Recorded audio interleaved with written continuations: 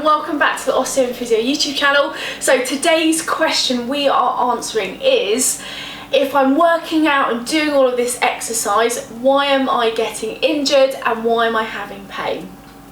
The reason why this is such a key question, and we see this a lot in our osteopathic clinics, is people are doing the right thing, they're working out, they're trying a new activity, and then suddenly they get injured and they have to stop that specific exercise. So today I'm going to be talking through why this happens. So the first mistake I see when people are doing an activity is they either go from nothing to suddenly doing loads of it, or they change it dramatically and they're not looking after themselves after. So the key principles that I address when looking at the exercise they're doing is frequency,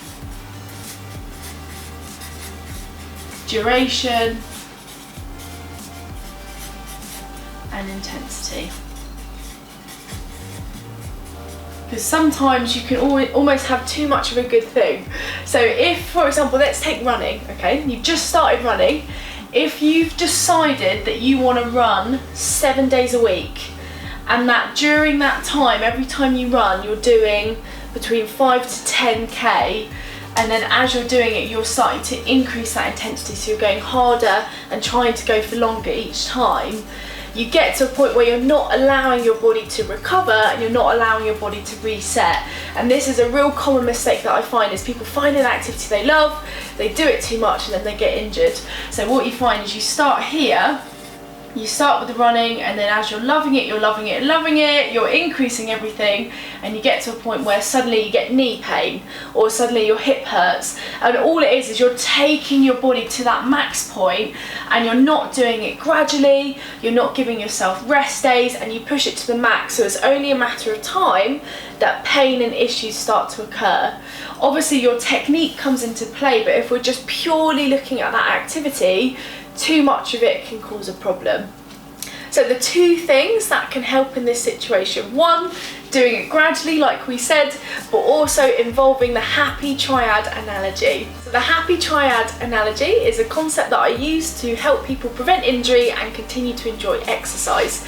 So what we are looking at with this, if I draw out a triangle, is we are looking at cardio, we are looking at stretching and mobility, and we are looking at strengthening.